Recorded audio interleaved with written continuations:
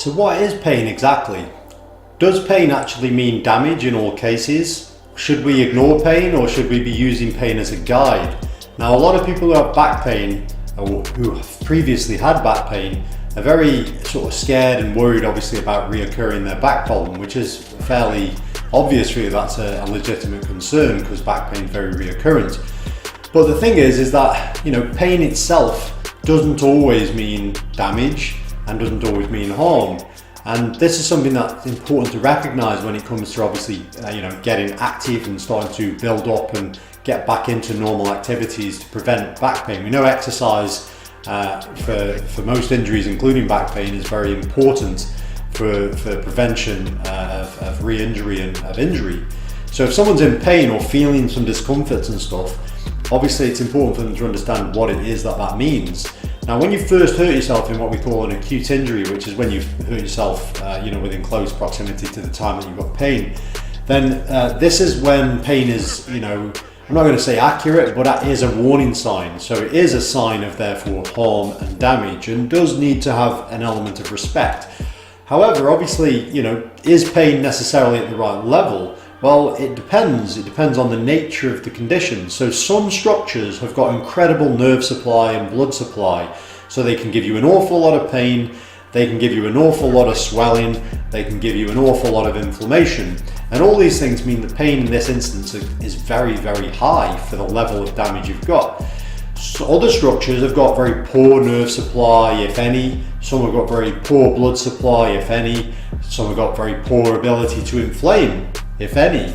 And again, this means that for the level of harm that you have for that structure, even in an acute scenario, the pain can be quite low relative to the damage you've got. So it's important to understand what's wrong with you initially. So if you tore a muscle, then a muscle's very vascular, very neural. So you're going to hurt a lot. It's going to swell a lot. It's going to inflame a lot. So your injury pain could be exceedingly high, even with a small amount of damage, which means that you might be able to do more than you think. The other side of the coin is if you injure cartilage. So cartilage, for the most part, has almost zero nerve supply, almost zero blood supply, and almost zero capacity to inflame. And what this means is, for the level of damage, depending on what it's impacting on elsewhere around inside the joint, the level of damage doesn't necessarily equate to the level of pain. And therefore you can have low pain, but quite a lot of damage. So again, that means you've got to be aware of that nature of what you're going to do and how you're going to do it. The thing is, that's an acute injury. When you come to a chronic injury, which is when you've had an injury or had pain for a while, then pain is no longer protective, because sometimes you can see a patient who comes in who's had pain for a long, long time. Now, we know that healing has certain set time frames. Obviously to lesser and greater degrees, but generally, if you break a bone, on average it's going to take about 6 weeks to heal. You tear a muscle, on average it's going to take between 3 and 6 weeks to heal. There's not an immense amount of variation from this. So if someone was to have injured something and then they're 2 years down the line still in agony, you've got to question, is that pain appropriate? Is that pain telling them something negative? Is it telling them they're doing harm to themselves? Is it telling them they've not healed? And the likelihood is it isn't. Effectively, the body can learn pain signaling. It can create pathways in the brain, like you can learn a skill for a motor pathway, you can learn a sensory pathway, and that becomes the default pathway that drives. There's another thing that happens called neuroplastic changes, which occurs in the spinal cord. And this again is also something where pain can just fire because it's become normal to fire, whether or not the injury still exists or not. And in these cases, the pain therefore is not helpful. It's not protective. It's overprotective, and it's actually a hindrance to the ability of getting better. Because if someone's getting pain doing an activity and it stops them from doing that activity, and we know that the activity or the exercise is going to help them, they don't do it, they can't do it, they don't think they can do it, and the pain is stopping them from doing that. So it's important to understand what type of pain that you've got. At the end of the day, a great example of this is like someone who has pain in the foot, they have a diabetic ulcerated foot, eventually they get gangrene, they chop the foot off, they amputate.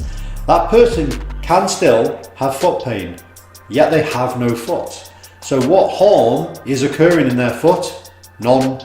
What harm can they do to their foot? None. They have no foot. Now this is obvious because there's no foot, you can see that. But this is the type of pain that occurs in back pain and other types of pain that have been there for a long time. Another example, which is less obvious, is a knee replacement. If you have pain in your knee for a long time, which a lot of people do, and then you have a knee replacement, a lot of people still suffer pain to lesser and greater degrees. I've seen patients in a lot of pain years down the line having had knee replacements. And yet they have no nerve supply there. They've got prosthetics in. They've got something that isn't their own body. So why would that hurt? It isn't them. It hasn't got nerve supply. It doesn't inflame and so on. So it's because it's become normal to have pain fire, whether it's to do with the pain pathways in the brain or whether it's to do with the neuroplastic changes in the spinal cord. But either way, pain can still fire. What this means is, doesn't mean to ignore pain, because pain still is pain, but it means that you have to be aware that you can train with pain and it won't necessarily do you any harm. And in fact, it may well be that there isn't any way around that. What's interesting is they've done studies on this where they've done people who've rehabilitated around a knee problem, and they've done people who've trained one half who trained out of pain, so they trained appropriately and built up the loads within that, and the other group who trained and built up the loads, but they actually were allowed to go into pain. Now what they found in this particular study that I'm thinking about now is they found that there was no clinical significance between the two. Both improved, both got better. But the difference is when you look at the small margins of it to a non-clinically significant level, the group who trained into pain actually did slightly better.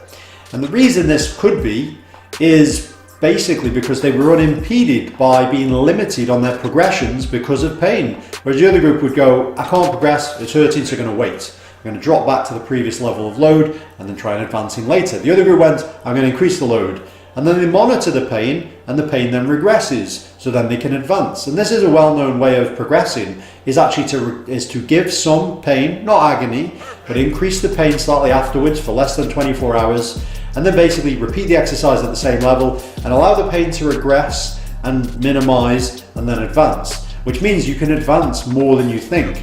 Now, you've got to be aware of what type of pain this is. So if you've got an acute injury that's got a lot of vascularization, a lot of nerve supply, a lot of inflammatory capacity, that is not a good idea. Trying to work into pain is probably going to irritate it and damage it further. However, if you've got a structure that probably has low nerve supply and low irritation and low aggravation, low inflammation and all the rest, then basically you can probably get away with training that a little bit more. But you've got to bear in mind that the damage and pain signaling isn't necessarily well matched. But you want to monitor that again and see if your abilities to progress can happen. When you get into the chronic state, more like I've had pain for a long time, that's where again you can start pushing the boundaries a bit more. You still don't want to be making pain go skyrocketing, but you do want to work it and build it and progress it. And like I say, this is something then is holding a lot of these people back and making them unable to get stronger and more load tolerant and more functional and more back into what they want to do. It actually stops them from doing that.